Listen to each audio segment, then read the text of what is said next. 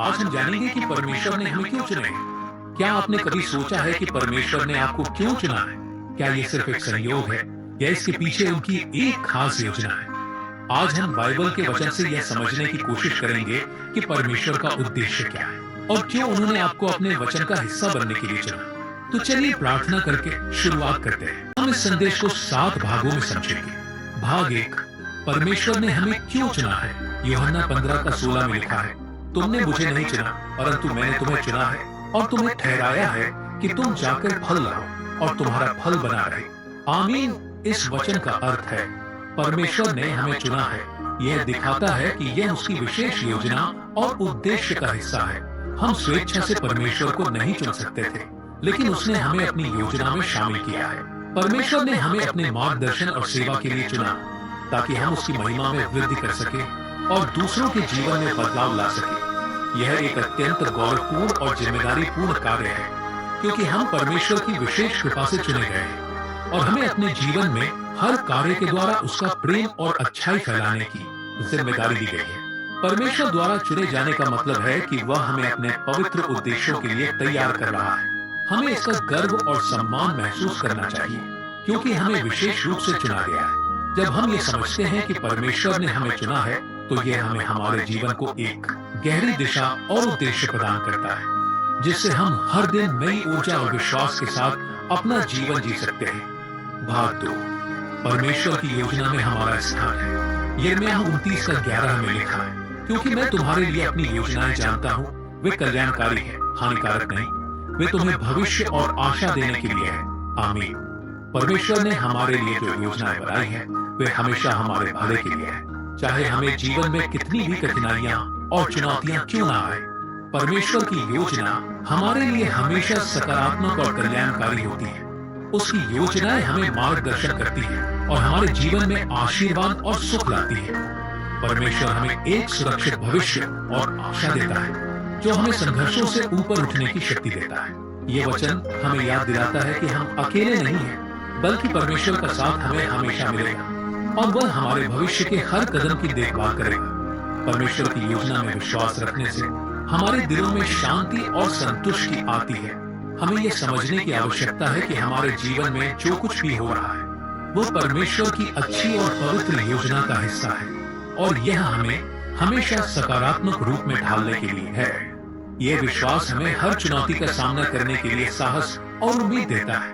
भाग 3, संघर्ष भी उनकी योजना का हिस्सा है। रोमियो 8:28 में लिखा है, और हम जानते हैं कि जो लोग परमेश्वर से प्रेम करते हैं, उनके लिए सब बातें मिलकर भलाई ही उत्पन्न। आमीन। जीवन के संघर्षों और परेशानियों का सामना करते समय हमें यह समझने की आवश्यकता है कि यह सभी चीजें परमेश्वर के उद्देश्य के अनुसार हमारे भले के लिए हो रही है। परमेश्वर हमें हर परिस्थिति में कुछ सिखाना चाहता है और हर कठिनाई हमारे चरित्र को मजबूत करती है। कभी कभी हमें तुरंत इसका कारण नहीं समझ आता, लेकिन बाद में हमें यह स्पष्ट हो जाता है कि वह हमें तैयार कर रहा था किसी बड़े उद्देश्य के लिए। यह वचन हमें यह आश्वासन देता है कि हमारे जीवन में जो भी हो रहा है, वह परमेश्वर की योजना के अनुसार है और वह हमें अंततः अच्छे के लिए ले आएगा। संघर्षों के समय हमें यह याद रखना चाहिए कि परमेश्वर हमें अकेला नहीं छोड़ते। वह हमारे साथ है और हमें हर कठिनाई से बाहर निकालने के लिए मार्गदर्शन करता है। हमें उसके उद्देश्यों पर विश्वास रखना चाहिए और यह समझना चाहिए कि हर चुनौती हमें एक नई दिशा में बढ़ने के लिए प्रेरित करती है। भाग 4, परमेश्वर का प्रेम और अनुग्रह हमारे लिए है। 1 यूहन्ना 4:10 में लिखा है, प्रेम यही है न कि हमने परमेश्वर से प्रेम किया, परंतु उसने हमसे प्रेम किया और अपने पुत्र को हमारे पापों के प्रायश्चित के लिए भेजा। आमीन। परमेश्वर का प्रेम बिना शर्त के है। यह प्रेम न केवल हमारे अच्छे समय में, बल्कि हमारे कठिन समय में भी हमारे साथ है। वह हमें अपने पुत्र यीशु मसीह के माध्यम से पापों से मुक्ति और जीवन का आशीर्वाद देता है। परमेश्वर ने हमें न केवल अपने प्रेम में समाहित किया है, बल्कि उसने हमें अपने उद्धार के लिए भी चुना है। इस प्रेम का कोई माप नहीं है और यह कभी भी कम नहीं होता। परमेश्वर का प्रेम हमेशा हमारे साथ है, चाहे हम किसी भी परिस्थिति में हो, और वह हमें कभी अकेला नहीं छोड़ता। जब हम जीवन के कठिन समय में होते हैं, तब परमेश्वर का प्रेम हमें बल और सांत्वना प्रदान करता है। यह प्रेम हमें यह विश्वास दिलाता है कि हम कभी भी अकेले नहीं हैं और परमेश्वर का अनुग्रह हमेशा हमारे साथ है। इस प्रेम को महसूस करना हमें अपने जीवन को और भी प्रेमपूर्ण तरीके से जीने के लिए प्रेरित करता है। भाग 5, परमेश्वर ने हमें अपनी सेवकाई के लिए चुना है। इफिसियों 2:10 में लिखा है, हम परमेश्वर का कृति हैं जो मसीह यीशु में अच्छे कामों के लिए बनाए गए हैं, जिनके लिए परमेश्वर ने हमें पहले से तैयार किया है। आमीन। परमेश्वर ने हमें अपने उद्देश्य के लिए चुना है।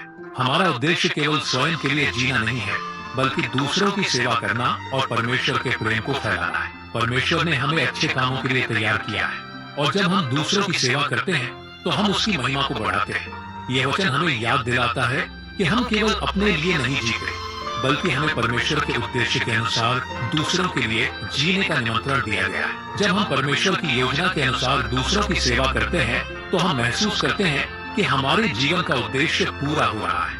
दूसरों की मदद करने से हमें एक गहरी संतुष्टि मिलती है, और ये हमें हमारे जीवन का सही मार्ग दिखाता है। भाग 6, परमेश्वर ने हमें अपनी शक्ति और साहस दिया है। 2 तीमुथियुस 1:7 में लिखा है, क्योंकि परमेश्वर ने हमें डर का नहीं परंतु सामर्थ्य, प्रेम और संयम का आत्मा दिया है। आमीन। परमेश्वर ने हमें न केवल आत्मविश्वास और साहस दिया है, बल्कि हमें प्रेम और संयम भी प्रदान किया है, ताकि हम जीवन की किसी भी चुनौती का सामना कर सकें। जब हम परमेश्वर के उद्देश्य के अनुसार चलते हैं तो वह हमें मानसिक और शारीरिक रूप से मजबूत बनाता है। इसका मतलब यह नहीं है कि हमें डर नहीं लगता, बल्कि इसका मतलब यह है कि हम परमेश्वर की शक्ति से हर डर को पार कर सकते हैं।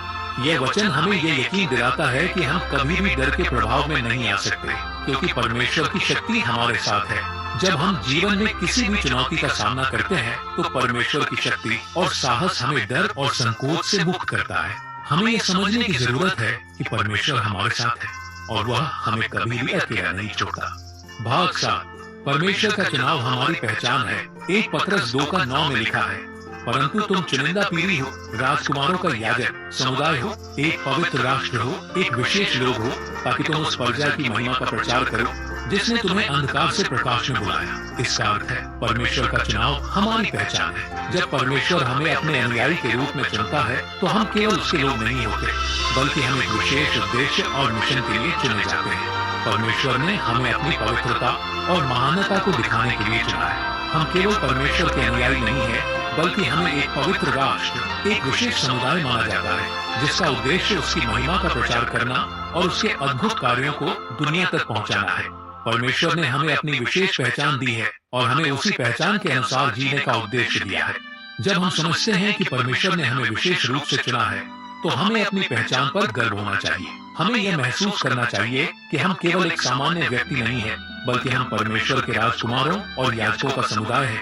यह पहचान हमें आत्मविश्वास देती है और हमारे जीवन के प्रत्येक कदम में हमें एक पवित्र उद्देश्य का एहसास कराती है। जब हम अपनी पहचान को समझते हैं तो हम अपने जीवन को और अधिक उद्देश्यपूर्ण तरीके से जी सकते हैं, और हमें यह याद रखना चाहिए कि हमारा जीवन परमेश्वर की महिमा के लिए है। आमीन। आज हमने ये समझा कि परमेश्वर ने हमें क्यों चुना। ये चुनाव हमारे जीवन का सबसे बड़ा आशीर्वाद है। वह हमें अपने कार्यों के लिए तैयार करता है और हमसे यह चाहता है कि हम उसकी महिमा में वृद्धि करें। अब चलिए हम समापन प्रार्थना करते हैं। हे परमेश्वर, हम आपके द्वारा चुने जाने के लिए आपका धन्यवाद करते हैं। कृपया हमें यह समझने का ज्ञान दीजिए कि आपने हमें किस उद्देश्य के लिए चुना है। हमें आपके वचनों पर विश्वास रखने की शक्ति दीजिए और हम आपके मार्गदर्शन का पालन करें। यीशु के नाम से प्रार्थना करते हैं, आमीन। क्या आपको यह संदेश आपको प्रेरणादायक लगा? क्या आपने कभी महसूस किया है कि परमेश्वर ने आपको किसी खास उद्देश्य के लिए चुना है? अपने विचार कमेंट में जरूर बताएं, ताकि हर कोई आपका मैसेज पढ़ के आशीषित हुए। और वीडियो पसंद आया हो तो इसे लाइक करें, अपने दोस्तों और परिवार के साथ शेयर करें